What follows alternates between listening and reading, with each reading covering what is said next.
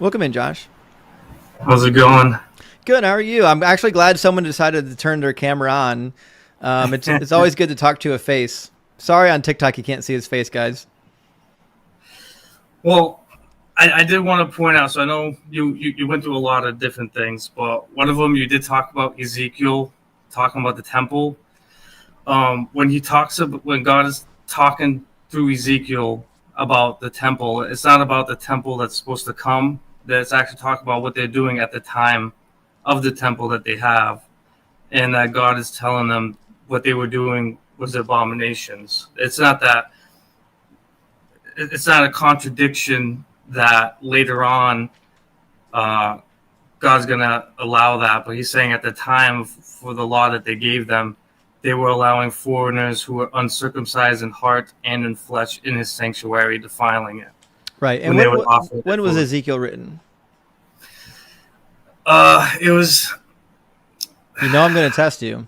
I think it was during the time of Babylon. Yeah, he was near the river when it first started getting written, and he was in the Babylonian exile, and he was prophesying what's going to happen after they return from Babylon, and it included the restoration of Israel and a restored temple. That's why we have Ezekiel chapter 37, the valley of the dry bones coming to life, and then we've got actual measurements, I believe, starting in chapter 41, 40 or 41. Let me grab it.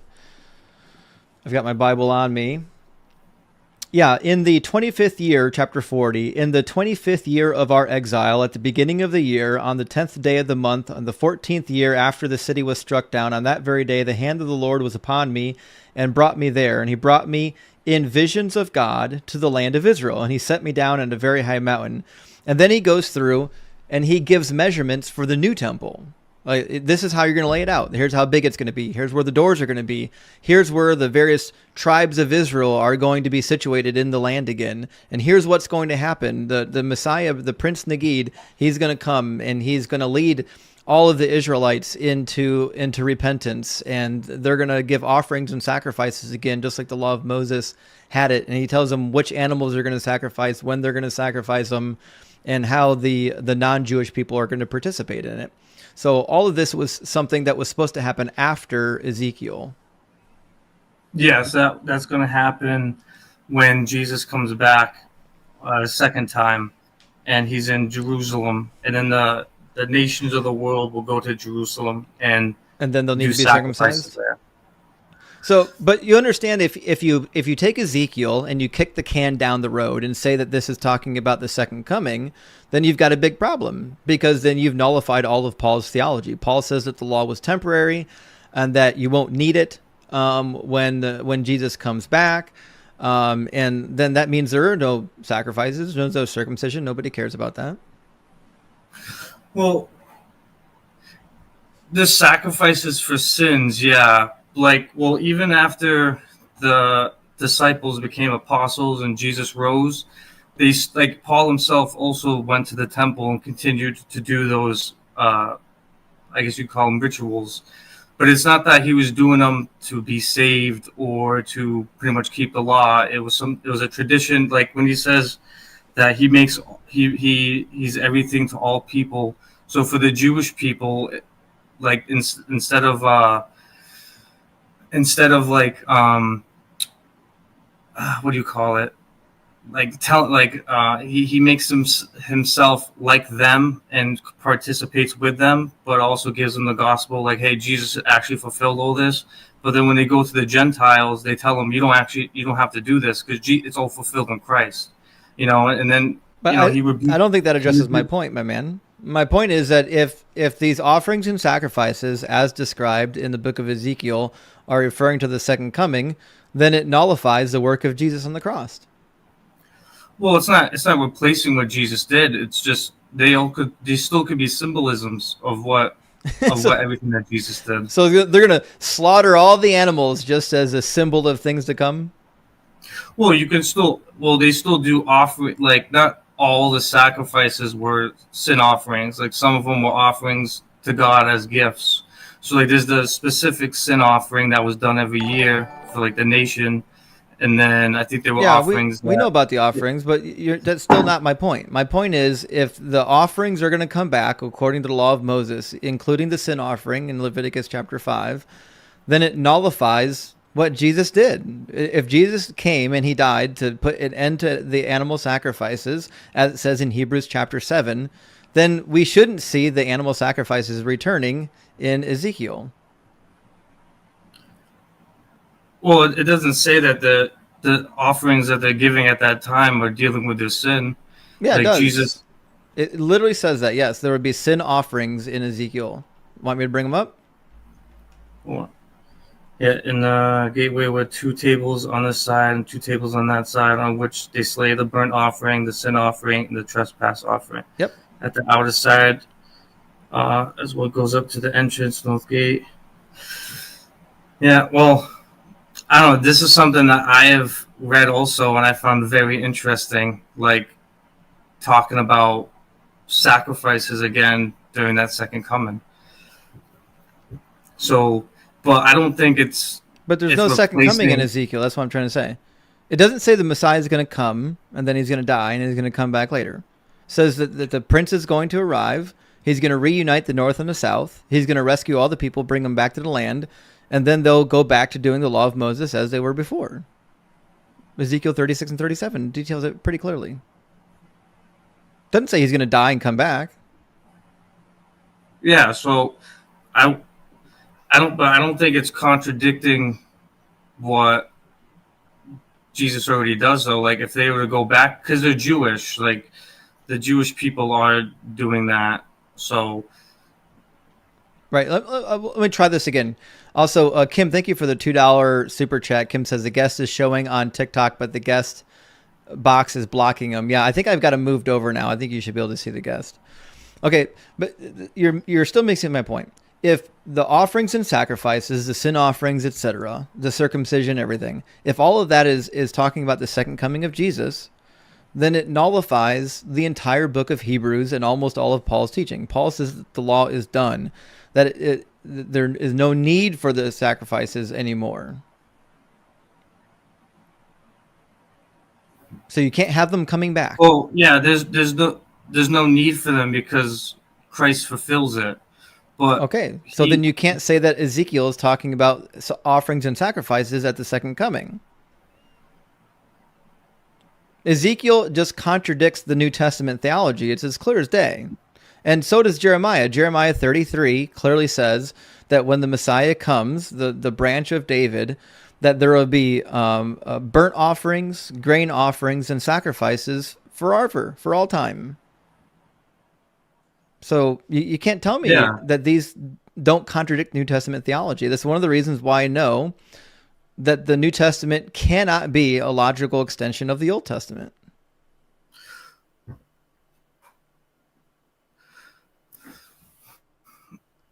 well, I guess it all depends because when Jesus does come the second time, he'll be reigning for 1,000 years, and sin and death aren't done away with. Like there's still going to be people who will live, and then after 1,000 years, Satan will be released. So there's still things that are going on. It's not until everyone's cast into the lake of fire, then there'll be the new Jerusalem that comes, and then God's going to wipe away every tear and everything like that. So like, because Jesus is going to come and he's going to also slay all those who choose to rebel against him. So there's still death and there's still things like that, and it's only those who go into the rapture and come back with Christ at the second coming who are going to reign with him. But And then there's going to be but people that doesn't who are left address on the anything earth. we're talking about. That doesn't Well, address why there's going to be offerings and sacrifices again. If Jesus comes back and there are sin offerings and sacrifices again, then Jesus died for nothing. No, Jesus still completed everything where like ultimately he fulfills everything. But just like I said, Fulfills what? Everything is meaningless to me. What did he fulfill? he fulfills the whole law. How? The whole law. Well, everything is symbolic of what Christ came and did. So if What's you look symbolic? at, You keep saying blanket words that mean nothing. You can't say everything is symbolic. Be specific. What's symbolic? So if you look at like the Passover feast, right? What about It's it? all symbolic of Christ. No, it's So not. just how God told the Israelites to take the lamb, to slay the lamb, and then put it on the doorpost. And when the death angel comes, he'll pass over the house. It's the same way how, because Do we Christ still being the die? perfect.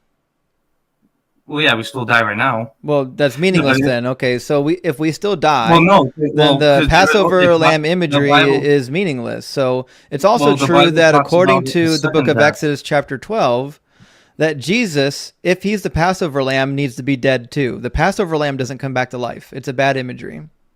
Do you think the Passover lamb came back to life every year? No, but it Okay, so was all. well, he's not the Passover lamb until he's been sacrificed and Yeah, dead. yeah. So just how, because the Bible talks about a second death, like being Hmm. thrown into the lake of fire. So all those who have their faith in Christ because of the blood of Christ, just like how the blood of the Lamb, the death angel like passes over them. Yeah. Also, death passes over us because we live because of the blood No, of we the Lamb. die. All of us Well, die just like the lamb does. The only difference well, is you believe we have souls and the lamb doesn't. So again, but imagery is also meaningless to me. Imagery is not prophecy. Like I could go to the Old Testament, and I do this often. For example, when the Christians came over from Europe and we genocided the Native Americans and we called it manifest destiny, we can just say, well, this is the typological fulfillment of the conquest. And what would stop us from doing that?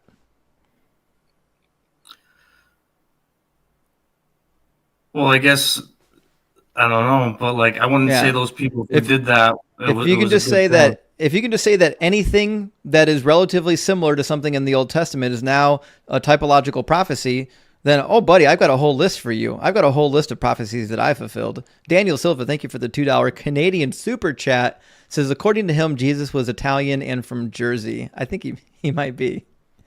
So, but this is my problem: is we have very clear prophecies about the Messiah, and every time I read one, you're going to tell me, "Oh, that's for later. That's for when he comes back."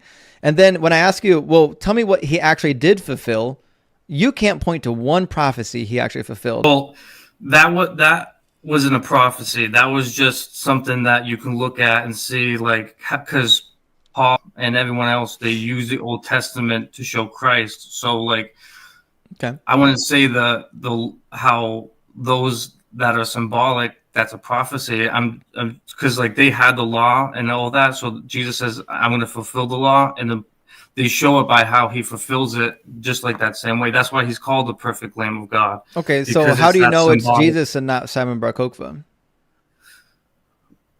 Well, the Bible also explains like how that guy when he had a group and when he died, everyone dispersed and it just eventually died off. And then the Jewish leaders say, if this is of God, then it will continue. If it's not in the Bible. And if it's not, yeah, it's in the Book of Acts. Oh yeah, yeah. You mean when they're talking about what to do with Jesus? Well, they talk about this whole movement. They say that if this is of God, then Right. who can stop it? But if it's Right. not, then it will Yes. die off. Not about Simon though. Yeah, there was no conversation said about Simon. Okay, so but that's meaningless because I'll give Simon Bar Kokhba and Jesus fulfilled the same number of prophecies, which is actually maybe not true. Maybe Simon fulfilled more than them. Simon was actually a prince. He was actually a leader over Israel. Jesus was not. Micah chapter 5, Zechariah chapter 9, Jeremiah chapter 33 demand that the Messiah is an actual king from the line of David. Well, Jesus is going to be the king. Like, But he's not. He's already. No, he is. He's not. He's, Show me in the he's Bible where his he was king- ever a king. He says his kingdom is not of this earth. Well, I so would say his the same kingdom is thing in if I was heaven. not a king. If I was a bullshit king and I was never crowned king over my people, I'd say, oh, my kingdom's not of this world. That's a meaningless, unfalsifiable claim. It doesn't say that the Messiah is going to be king of an invisible universe in the sky. It says the Messiah is going to be a ruler in Israel. Defeat Israel's actual that's enemies. Going to happen that's going to happen in the second coming. Well, it's not. I have no reason to believe that. If he wasn't king when he first came, I have zero reason to believe he's going to be king when he comes back. Well, that's why the Jewish people believed that there were going to be two messiahs, one that was going to suffer They and did one who was not. going to conquer. They did. It No, talks about. I don't know. It might talk about it in the Talmud. That was something that it's they talked in about. it's in Sanhedrin. If you go to chapters like 82 all the way to like 89, you've got a bunch of predictions on what they think the Messiah or the multiple messiahs will and won't do. The two Messiah theory, Messiah ben Joseph and the Messiah ben David, are indeed two different messiahs, but they're only one of multiple different theories as to what they thought the Messiah could, would, or might appear as. So that's a meaningless assertion to me. So the Talmud posits a number of messiahs. It doesn't support one messiah dying and coming back thousands of years later. It just doesn't. Now, the problem is you can't demonstrate a single prophecy from the Bible that says the Messiah is going to come, he's going to die, then he's going to come back. Every prophecy that's actually about the Messiah just says he's going to come and he's going to do shit. And Jesus came and he didn't do anything. Well, there actually is a prophecy in Isaiah that talks about. I think it is 53. It's not. That's about the It's nation of actually Israel. no. It's about Christ. It's about how Christ is going to suffer for the It's sins of not. the world. Show me in Isaiah 53 where it says the Messiah. Because, well, in Isaiah 52, God talks about his chosen servant. So actually, let me go to 52, and then we don't have to read of all 53, but if you want, we can. I don't think you've actually read Isaiah, have you? Have you only read parts of Isaiah, or have you read all of Isaiah? I've read it. Okay. I haven't memorized all of it. But are you aware that Isaiah tells you who the servant is on like 9 different occasions? Yeah, that is God himself. No, that it's the nation of Israel. Isaiah 41, 8 through 9. Do you have your Bible with you? Well, let me read this. Nope. This You're is not going to do it. 52. I'm not letting you skip over the context. We're going to read the context But before this is something that I already brought up first. You're going to read the context first. You guys are the kings of context. You're the ones that always say, I'm taking out of context. I'm not letting you skip the context. Leading up to chapter 53, the servant is identified at least 8 times. All right. Well, all right. So we'll get back to 50. I'll just read it for you. What is it? Isaiah what? Go to Isaiah 41, 8 through 9. 41, 8 through 9. Read it out loud for everyone. But you, Israel, O my servant, Jacob, whom I have chosen, the descendants of Abraham, my friend, you whom I have taken from the ends of the earth and called from its farthest regions, and said to you, you are my servant. I have chosen you and have not cast you away. Fear not, I am with you. But be not dismayed, for I am your God. I will strengthen you. I will help you. That's all you need to read. So in that passage, who's the servant? Jacob. Great. Israel. Go to Isaiah 43:10 now. Go ahead and read Isaiah 43:10 for us.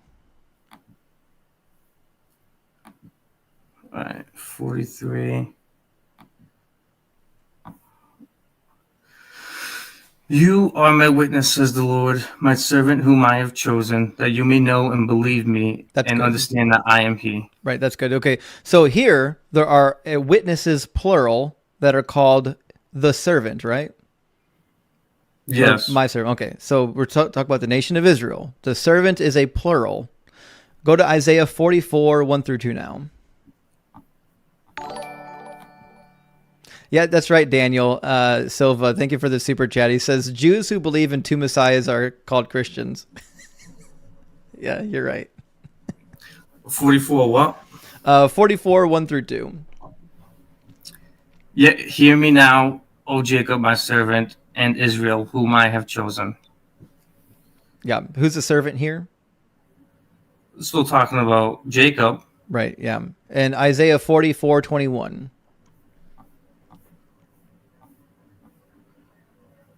Remember these, O Jacob and Israel, for you are my servant. I have formed you. You are my servant. Fantastic. So who's the servant here? That is Jacob. Right. You'll go to 45, 4 now.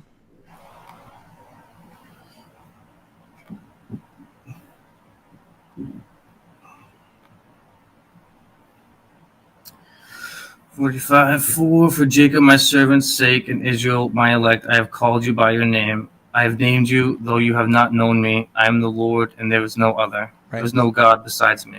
All right. So who's the servant here? That is also Jacob that Right. he's referring to. All right. Now let's do the last one. Well, there's more, but we don't have to do all of them. Isaiah 48:20.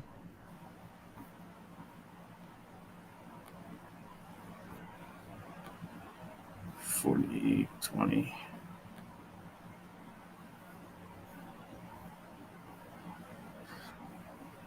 Go forth from Babylon, flee from the Chaldeans, with a voice of singing, declare, proclaim, utter in the ends of the earth, says the Lord has redeemed his servant Jacob. Right. Servant here again is the nation of Israel. So we Well, have. I don't deny that. I do believe that Isaiah, like God does call Israel his servant, but when you read it, he also says that he has his own chosen servant who's going to come and deliver Israel. So like it talks about a completely different other servant. Did Jesus deliver Israel? He yeah, he did. He delivered them No, from their sin. he didn't. He didn't deliver Israel from anything. The prophets say that he's going to deliver them from their enemies. That even Luke chapter 1 quotes it. Luke chapter 1 says that Jesus was born to fulfill what was written through the mouth of the prophets of old, that he would deliver us from the hands of our enemies and all those who hate us. That's a physical deliverance, not a deliverance from sin. There's no prophecy in the Old Testament about being delivered from sin, not even close. So in Isaiah 50, chapter 40 all the way to 55, this is what we refer to as second Isaiah. This is written by a prophet who identifies the nation of Israel as the servant on many occasions. And there's an arc. The arc in second Isaiah is that God's delivering his people from Babylon. That's why chapter 40 literally starts out letting them know that their time has been spent. Their penalty has been paid. They're done. They don't have to be in Babylon any longer. In fact, not only were they there to pay for their sins, but they were given double for their sins. They had paid for their sins and for the sins of the nation, according to 2nd Isaiah. So when I get to Isaiah 53, I have zero reason to believe that the servant is anybody but Israel. Why would I ignore the context of 2nd Isaiah and insert somebody other than Israel here? Well, yeah, let me go to Isaiah 53. 52 does talk about the sin-bearing servant, and Yep. Israel doesn't bear anybody's sins. They It actually does. bear. So if you read Go. all of Isaiah, you would have seen where the nation of Israel was chastised for the benefit of the nations, because the nations, through the chastisement of Israel, will come to see that Yahweh is the one true God. All right, so let me say this. So let me show you this. This is Isaiah 53. How about skip down. how about we'll just read it all together, and I'll right. I'll teach you how to read it properly. Well, yeah, let me read it, right? Well, we'll start in 52. So if you go down to 52:10, we've got the beginning of the prophecy that we're actually concerned about. It says, "The Lord has bared his holy arm before the eyes of all the nations, and all the ends of the earth shall see the salvation of our God." What does it mean that God has bared his holy arm? If you read Isaiah, you'd know what it means. Well, like bearing his holy arm, it's like the It's very simple. Isaiah mentions it like 15 times. well, Jesus is referred to as the right hand of God. So That's not an answer to my question. What does Isaiah say about the arm or the hand of the Lord? I don't know. I guess that his right arm has delivered them. Delivered who? Israel. From what?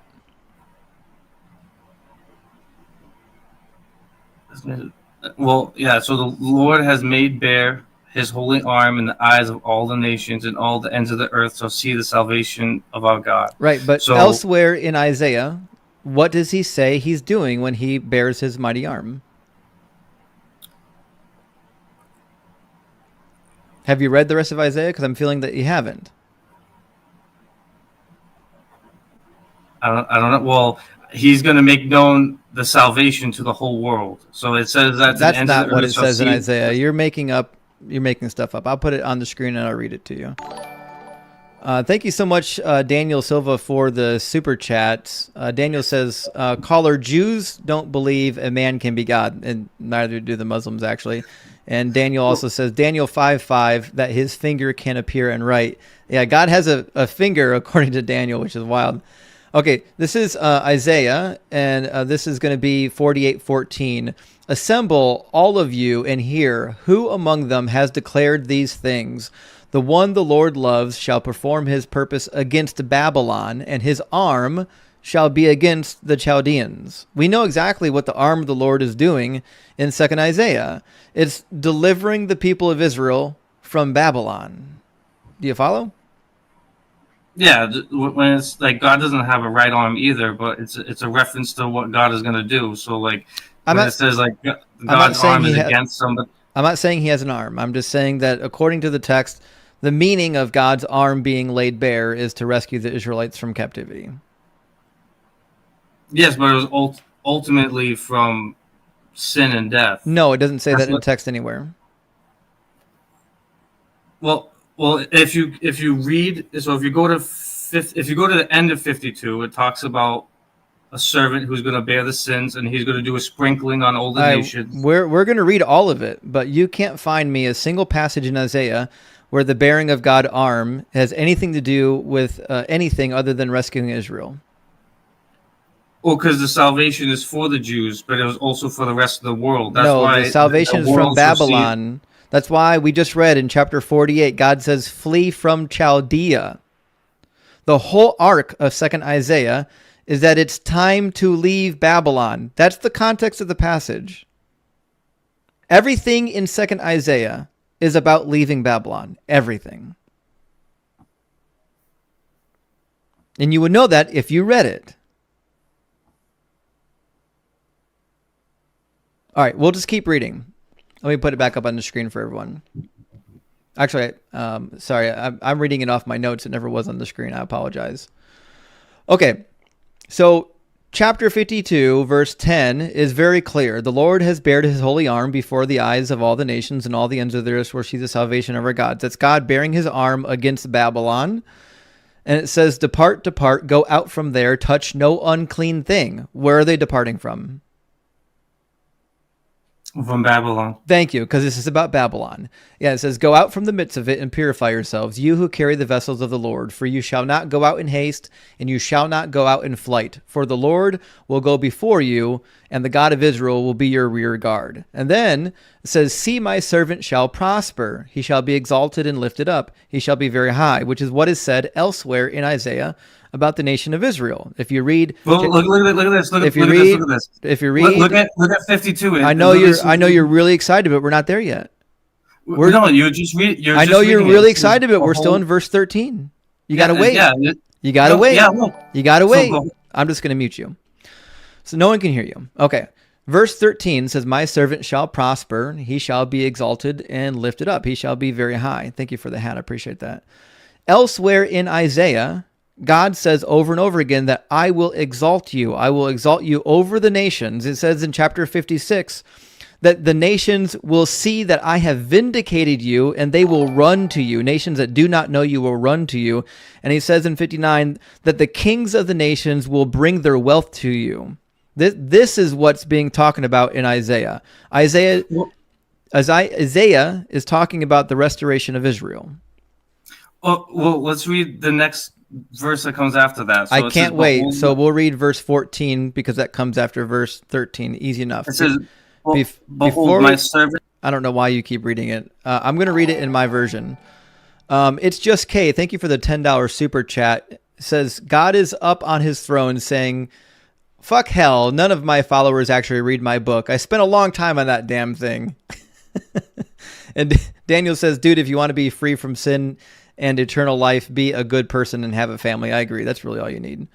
Verse 14 and 15, let's read it. Just as there were many who were astonished at you, so marred was his appearance beyond human semblance, and his form beyond that of mortals. So he shall startle many nations, and kings shall shut their mouths for them. Are you aware The What says at 14? Are It you says aware? just as many were astonished at you. Are you aware that this is talked about in the rest of Isaiah? Yeah, and it talks about the sin bearing servant. But It look, doesn't. he talks about, all right. So Israel, he calls his servant, and then he's now talking about a different servant. He says, "Behold, my servant shall deal prudently. He shall be exalted." He's and not talking about extolled a different and very servant. high. You just don't understand the No, context no, yet. So just no. Read it. It says it right there. I It says, promise we're just going to as- read it. Listen, we're going to read all of it. What- We're yeah, going to read well, all. I'm I'm going to mute you. We are going to read all of it. You don't have to keep skipping ahead. Every single word of this prophecy we're going to read. But what I'm not going to do is let you keep skipping ahead. We're going to do it one verse at a time, and you can cry all you want about it, but you're not skipping ahead on me. Okay. Now I'm going to unmute you. reading the same verse you just read. I'm just going back and showing you that it says it right there. All right, so we're in verse 14. Why is this not about Israel? Because it says, if you look at 13, he talks about his servant. So yes, obviously God does call Israel his servant. And now he's talking about a different servant. And he says, how do you know? Well, because he gives more context in 53 and on. And No, but look, in verse 14 and 15, how do you know it's a different servant? Because he says, just as many were astonished at you, because he's talking towards Israel. And your translation says you, doesn't it? I can go to, well, what translation are you No, using? that's what it should say. I'm asking you, does yours say you? Because not all of them do. Yes, it says you. Yeah, are you aware that you is plural? The Hebrew word there, atah, it's in the plural. Well, I don't have the Hebrew on me right now, but yes, you in the Hebrew. Actually, it's also in English. It can also mean plural too. But no, it's plural. It's plural in the actual Hebrew text. Elikha, which means upon you or according to you. Well, that still sticks with it, because if he's saying just as many were astonished at you, so Israel is many. Yeah. He says just as many were astonished at you, so his, which is singular, visage was marred more than any man. So his form more than the sons of men. But it's still single. Yeah, I know. So so it is in the other references of the servant. It says, "You, O Jacob and Israel, are my servant. You're my witnesses, plural, and my servant." The servant is a collective noun for the nation of Israel, and it includes plural. It includes the nation of Israel. So you can't tell me that it's talking about a singular servant here just because it says servant in the singular, because it does elsewhere. In the previous passages where it says that Israel is a servant, it says servant in the singular, even though Israel and Jacob and the people are in the plural. So, yeah, but that doesn't make any sense. So it does it does make sense, because it's a collective noun. No, because if you read it, he's saying, "Behold, my servant." But if he's talking about Israel, how can he be talking about Israel and then telling Israel again that they were astonished at Israel, just like how they were astonished at Israel? Who's astonished? The nation of Israel is astonished. No, the nation of Israel is not astonished. It doesn't say the nation of Israel. It says just as they were astonished.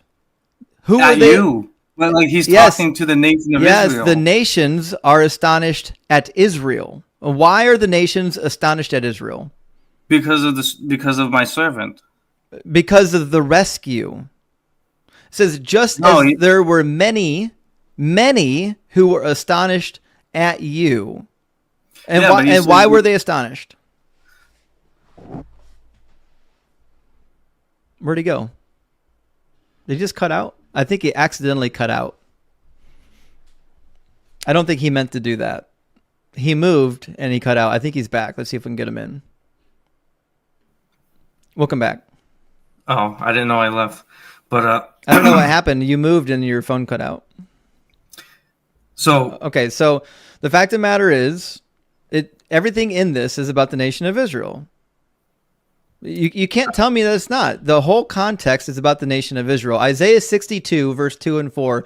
The nations shall see your vindication, and all the kings your glory.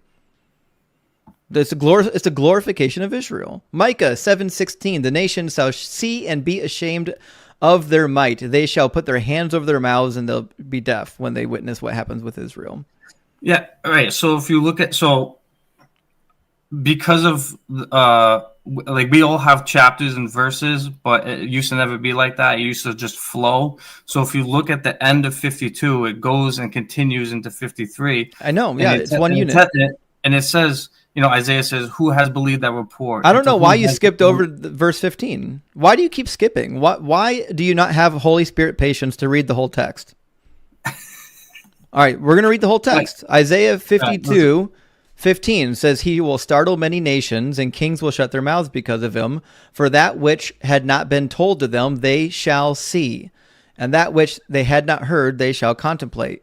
This is the nations. He's saying the nations who haven't seen and they haven't heard what God is doing, they're going to witness it and they're going to contemplate it, right? Yes, which is true, yes. And then, guess what? The very next verse is the nations witnessing and contemplating it. It says, "Who has believed what we have heard? To whom has the arm of the Lord been revealed?" Well, we already know the arm of the Lord has been revealed to the nations. It says, "For he grew up before him like a young plant, like a root out of dry ground. He had no form or majesty that we should look upon him, nothing in his appearance that we should desire him." The root out of dry ground is the nation of Israel. The prophet Isaiah tells you that in verse 60:21. "Your people shall all be righteous. They shall possess the land forever. They are the shoot that I planted, the work of my hands." So again, everything in here is about the nation of Israel. There's not a single part of Isaiah 52, 53, 54, 55 that isn't about the nation of Israel. And let me tell you something else. If you think this is about a dying Messiah, you've got a big problem because it contradicts every prophecy about the Messiah, every single one. But if you interpret it as the nation of Israel, funny, it matches every single prophecy about the nation of Israel. It agrees with everything in the Old Testament.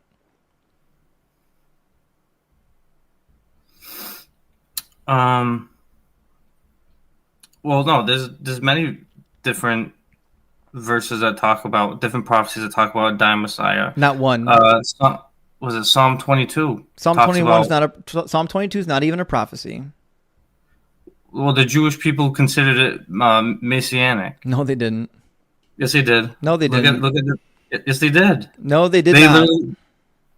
I'm being dead serious. They did. I know you think you're being serious, but you're lying because the Jewish people. I'm not lying. Do you know what a pesher is? I do not.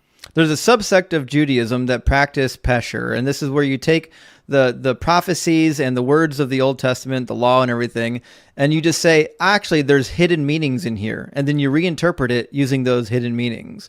And during the time that pesher was happening, they turned a lot of things in the prophecies that weren't actually prophecies, and 9 out of 10 of them were nowhere close to anything happening. All those predictions fail. And the New Testament authors are doing the same thing with the Old Testament. They're using Old Testament passages out of context and just calling it a prophecy. But Psalm 22 is not a prophecy. Psalm 22 is a lament of David. And even if there was a subset of Judaism that thought they can turn anything into a prophecy, I would disagree with them too. A prophecy is quite clear. It's a word delivered by God through a prophet that is actually telling you what to expect or what to look for, or a prediction for the future. That's Deuteronomy 18. But let's take Psalm 22 for example. Nothing that David writes about has anything to do with his own life. No, that's why everything in Psalm 22 is about David's life. I'll put it on the screen so that you can't lie to the audience. I'm not lying. You are. You're repeating really bad talking points that we've heard 5,000 times, and I've debunked 4 million times probably, and you're going to be a 4,000,001. So it says, to the leader, according to the deer of the dawn, a psalm of David. My God, why have you forsaken me? Who's my God, my God? Who's speaking here? David. David, okay. So David is speaking. That's the outset of the psalm, is it not?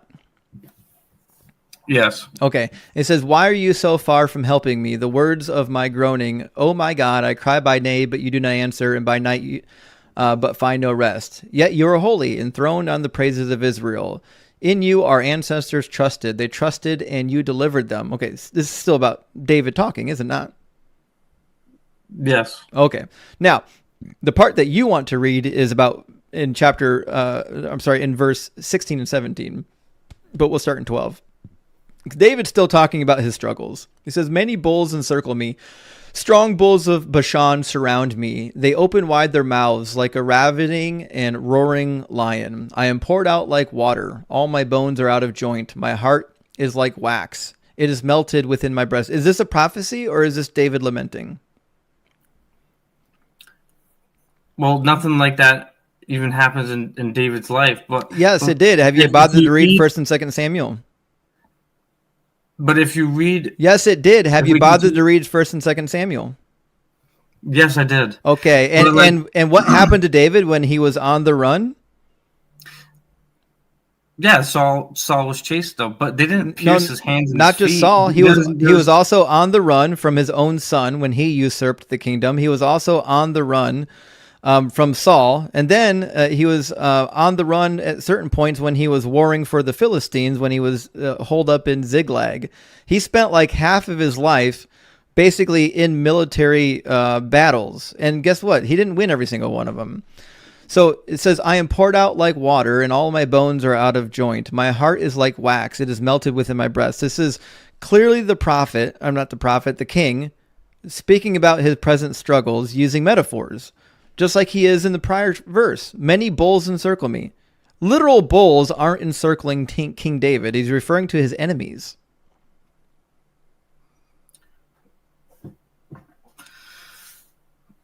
This is a different topic to get into, but when David talks about how they pierce his hands and his feet, Doesn't say pierce. It does. It doesn't. Do you know Hebrew?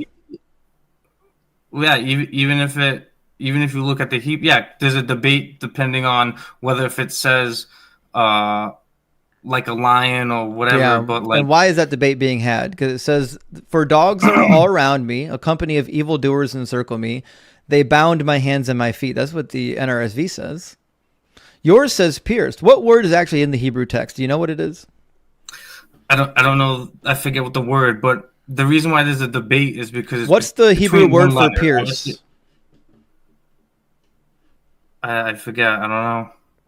It's dakar, and you'll find it elsewhere in the Old Testament to mean pierce. In fact, it's used in Zechariah chapter 12. You know what word doesn't appear in Psalm 22? The word for pierce. The word that we have there is ka'ari in the Masoretic text. Do you know what that means? Well, this is the New King James, so they translate it to pierce, but the word that you're talking about that's original of why there's a debate between a lion and I forget something else, like it's because there's a letter difference. There's one letter difference, so people It's not. There is, yeah, it's one not. letter difference of why they debated that. But even You're if wrong. you debate, I'll just put it on the screen so everyone can see that you're lying. Hold on. Even if you translate it as I was like bit like a lion on my hands and my feet. That like it doesn't say bite.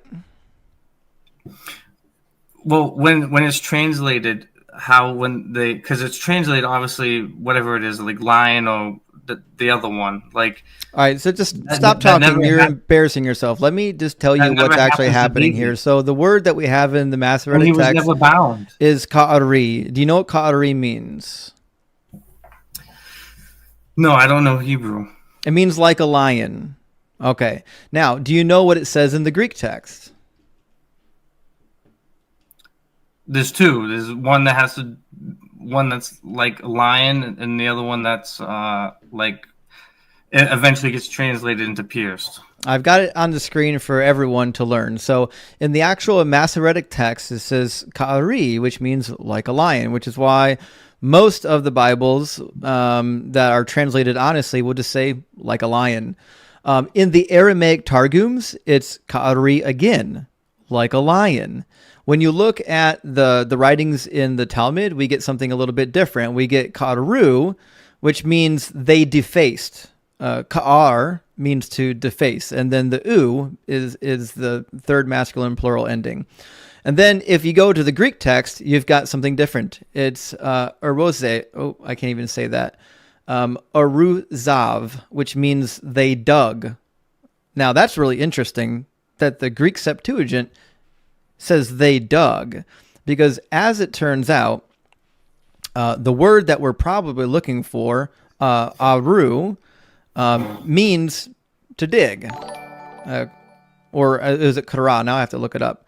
Also, and that's how they get pierced. Like, obviously, the New King James isn't the best translation, but like they obviously eventually translate it to pierce. Kara means to dig, and that's not actually in the text. So the reason why people are saying, well, maybe it says kara, is because of the Greek Septuagint using dig, because kara can mean dig. But we don't have an actual Hebrew text that has that. The Hebrew texts that we have say like a lion. Now, it could also be ka'ar, which means to be ugly or to be defaced. We actually have those texts. We have Hebrew texts of Psalm 22 that say ka'ar. So we have no evidence at all that the word, the kar, to pierce, shows up in the text. The closest you'll ever get is kara, which doesn't mean to pierce. It means to dig. And that's exactly what we would find if he was being attacked by a pack of animals, which is what it says. It says he's being attacked metaphorically by a pack of dogs. And before you respond, let me read these super chats before they disappear. Caller, just hit the gym, save some money, travel the world, start a business, give to the homeless, and forgive yourself. Make yourself proud. And Daniel says the Bible is arresting your development, your drug. I agree. The Bible is absolutely doing that. So Psalm 22, first of all, is not even a psalm. Not even a prophecy. Second of all, it doesn't say anything about piercing. This is just David talking about his struggles. That's it. Yeah, but nowhere in David's life have they ever divided their garments, and animals also How would you know that? Lots for their clothes. How would you know that? Lots for their clothes. How would you know that? That's a simple thing to. That's like no. How do you know that David's enemies never divided his clothing? Well, it would have been written.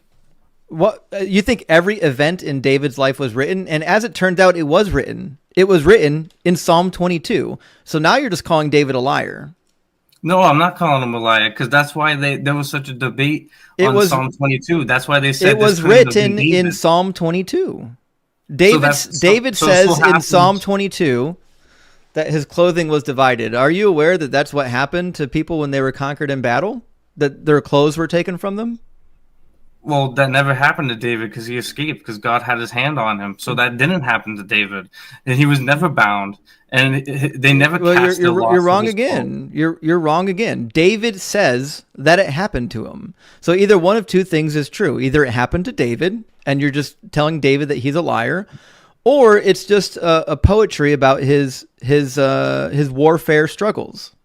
Or it's also a prophecy about what happened. Or it's not a prophecy. A prophecy is an actual prophecy. So what you're going to say is every single word of this psalm is about King David. But magically, when we get to verse 16, we're just going to call it a prophecy. But you wouldn't do that with anything else. If I took you to Deuteronomy chapter 20 and I read it to you, could you tell me if it's a prophecy? Well, not to get too far off, but I would say this is a prophecy about Christ. It's not a prophecy. Like if you read the Gospels, it's in the past tense. I don't care what the Gospel says. Everything in verse 16 and 17 is in the past tense and the present tense. Yeah, a prophecy is about what's going to happen in the future. Exactly. So if you read the Gospels and you read the account again, Christ, I don't care what the Gospel says. They did tear his garments. I don't care. We all know that. They did mangle his. No one cares. No one can hear you. I already muted you. Everybody knows what the New Testament says. Nobody cares. We're talking about what is a proper hermeneutic to know that something is a prophecy. And something's not a prophecy just because you want it to be a prophecy. Do you understand? A prophecy is an actual genre. But you're going against so many ancient Jewish people. No, I'm not. Yes, you did. No, yes, I'm not. No, I'm not. The information. Yes. No, I'm not. That's why Psalm 22 You're is so coping. singled out. Psalm 22 is not a messianic psalm according to the Jews. Yes, it is. No, it's Yes, not. yes, it is. They No, said it's that this not. was, You can cry all you want. You're lying. you're a liar. I've You're read the literally text. doing it. If you look at that, I've read the messianic text. I've read the text, the book I've that read you're the messianic texts too. Yes, I know the book that you're quoting from, and you're a liar because I'm not a liar. I've read the literally rest right here. I've read the rest of the Jewish text that you haven't read. And the rest of the Jewish texts disagree with you. What you've done is you've read apologetic books and you haven't read all of the Jewish writings.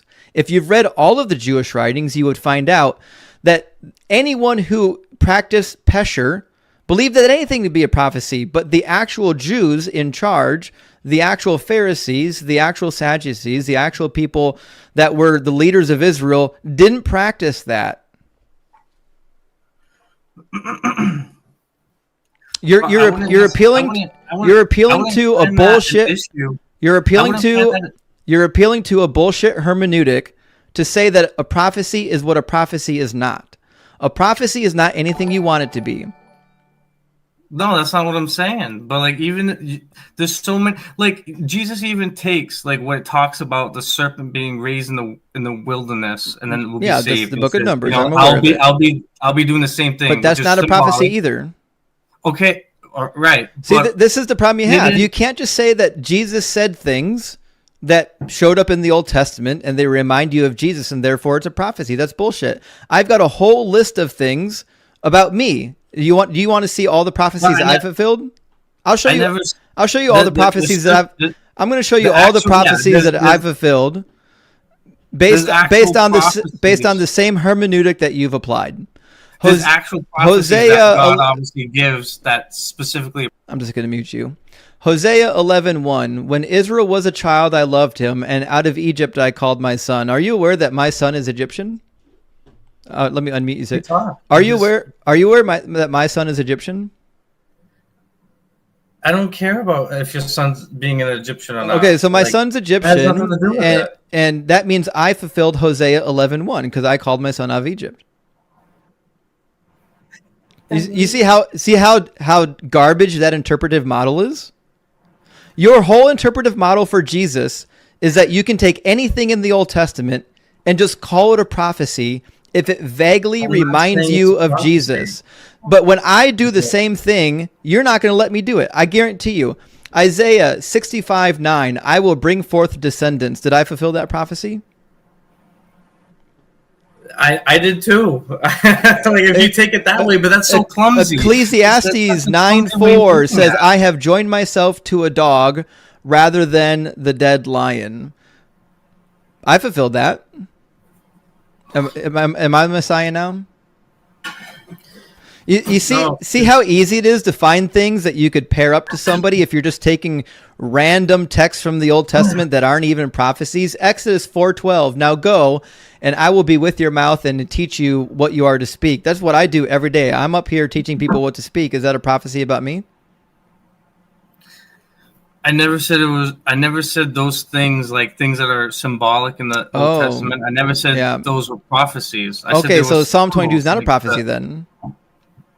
Well, it is a prophecy because Jesus. No, it's not a prophecy. See, your starting point is it's a prophecy because Jesus said it's a prophecy, although he didn't actually say that.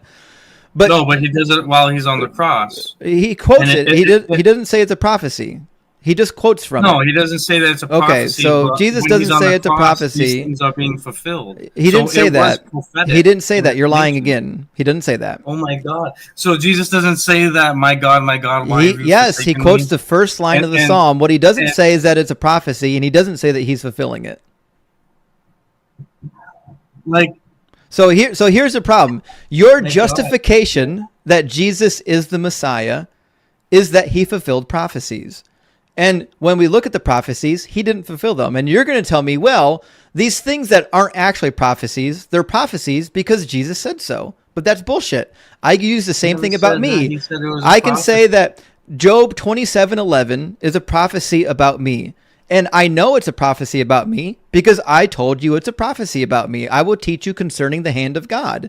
I'm doing that right now. It's a prophecy about me. You know it's a prophecy about me because I told you it's a prophecy about me. But that's circular reasoning. You can't use the justification of fulfilled prophecies by pointing to non-prophecies and then saying that they are prophecies actually because Jesus said so. Jesus didn't say it was a prophecy. I agree. He didn't. Jesus quotes Psalm 22. Yeah. Do you think there's a reason why he did it? Cross. Because he was fulfilling what was written. No, there's nothing to be fulfilled there. No, Jesus quoted it because David went through similar struggles. Have you read all of the Psalms of David's lament? Yes. Okay, are you aware that some of them were quite famous in the first century? But it doesn't... Are you aware that some of them were quite famous in the first century? It's a yes or no question. Dude, I know you're getting frustrated that I don't buy your bullshit. No, you're not letting me talk, dude. You just interrupted me. That's because I ask you easy questions, and then you want to not answer them. Do you know that some of David's Psalms were quite popular by the first century? Okay. And do you know which ones? Do you know which ones were the most popular? No, I don't. His laments. Do you know why his laments were the most popular? Because they're very relatable and talk about his struggles. Because they're fucking relatable. Because the nation of Israel had been struggling for centuries. And so when Jesus is on the cross and he's dying and he's breathing his last breaths, he's thinking of the laments of David. And he cries out one of the most famous laments of David because he's struggling the same way David struggled. That doesn't make it a prophecy. And guess what?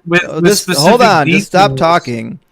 Even if Jesus said it was a prophecy, it's still bullshit, because it's not a prophecy just because somebody says it's a prophecy. A prophecy is a clear genre of text. And Aaron, thank you for the $10 super chat.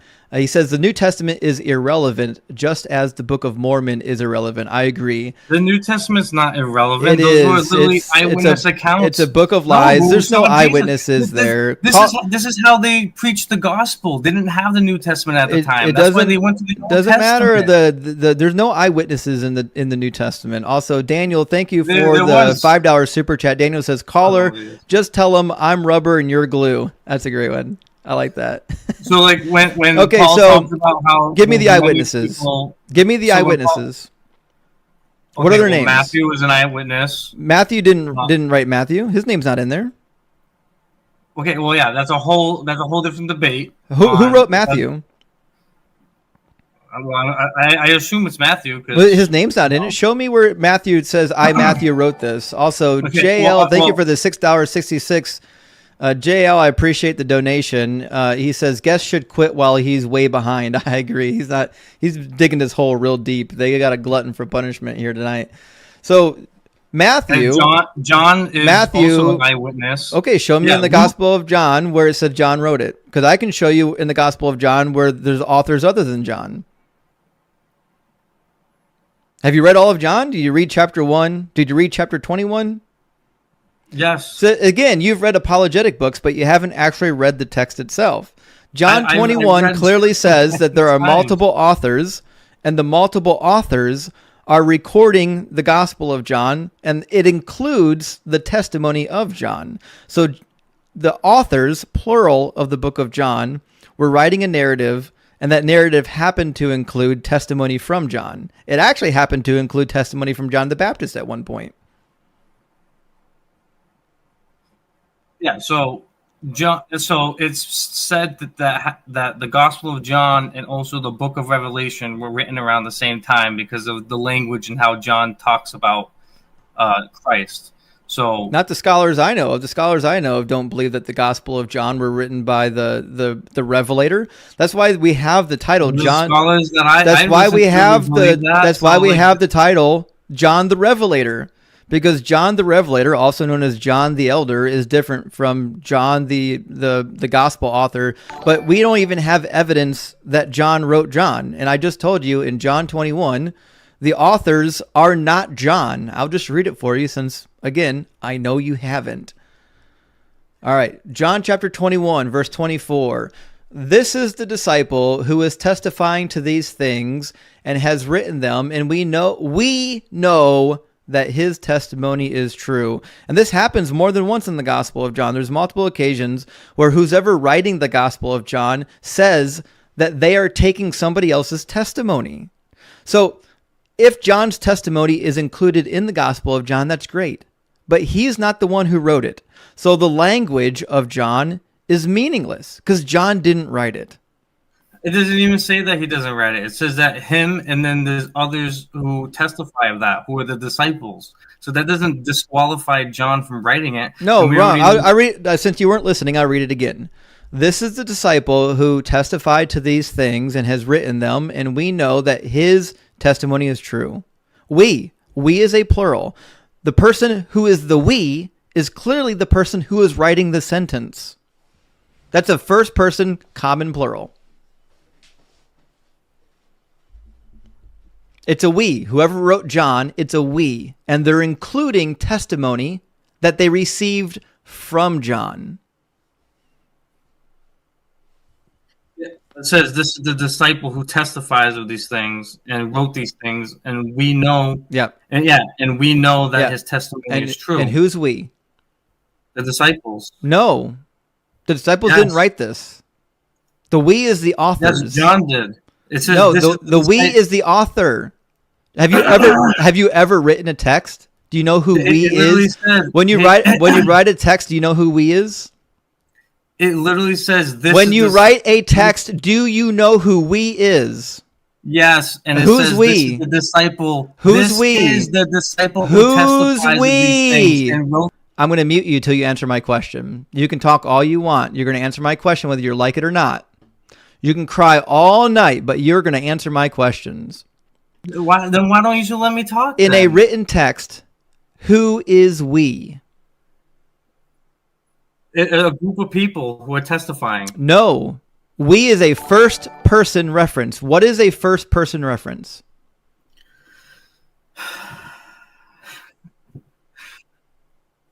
A first person reference. It's directed towards the person, the main person's perspective. No, it's directed towards the person speaking. And in this case, we is plural. There are multiple people speaking. Dude, it literally says right before that, this is the disciple, singular, who testifies of these things and wrote these things. Yes. And we, as a group, and we, the disciples. It doesn't say the disciples. It says we know that his testimony is true. Who do you think that we is, dude? We is the people writing the gospel. I don't know why this is so hard for you. John is in the third person. The way that you talk about this is that if somebody is giving you a testimony that you want to include, you would say, his testimony is true, and we verify it. That's how authorship works. The we is always referring to the person speaking or the person writing. Yeah, he literally says that he testifies of these things and wrote these things. I know, and then what did they do with them?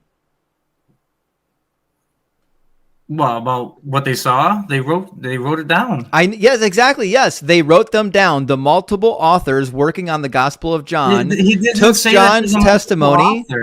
Yeah, we'll just try this again from the beginning. I don't know why, like, logic and basic English is so hard for some people. It says, we know that his testimony is true. Is this a quotation from somebody in the narrative?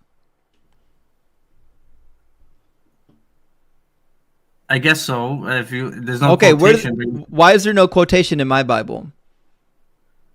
I don't know. There's no quotation in my Bible because it's not a quotation. It's an editorial note from the editors of the book. We know that his testimony is true. The editors compiling the book are saying we know that John's testimony is true. The authors are not John. It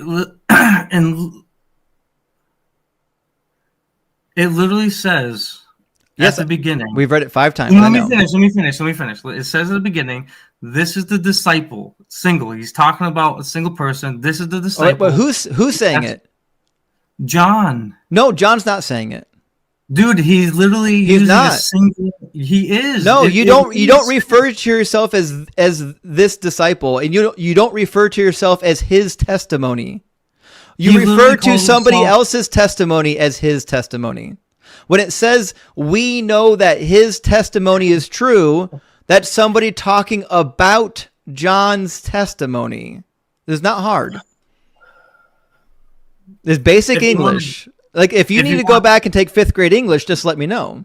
No, because I'm reading it, and it's, if you want, like, what you're trying to say about the different we's is that words have meanings. Yes.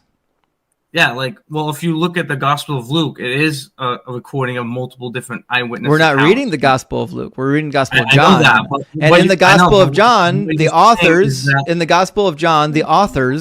are recording the testimony of John. Yes. There we go. Yes, fantastic. I don't know why it took so long to get there. John is recording. John's not recording. John's giving his testimony to other people who are compiling them. Like, what is the point that you're trying to get right now? My point is very clear. We have no idea who wrote the Gospel of John. Whoever wrote it is compiling sources, and one of their sources appears to be the apostle.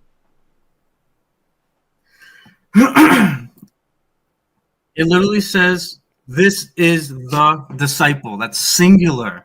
Yeah, who keep reading. Testifies of these things. Yes. So it's a singular disciple. Read it. Read after the comma. Read it. Oh my God, dude. And it says yes, and we. Yes, that's a conjunction. Yep. I'm glad you know what a conjunction is. We know that his testimony. Yes, and who's we? And he's gone again. Where'd he go? He dropped out. He'll come back. I think he'll come back. I don't know. It sounded like his wife or his coach is in the background trying to help him out with his English. I couldn't tell. I've never seen somebody who just can't grasp how the English language work. It's not hard. The collective editors of the Gospel of John is saying that they've received his testimony and they're vouching for it. We know that his testimony is true. It's very easy.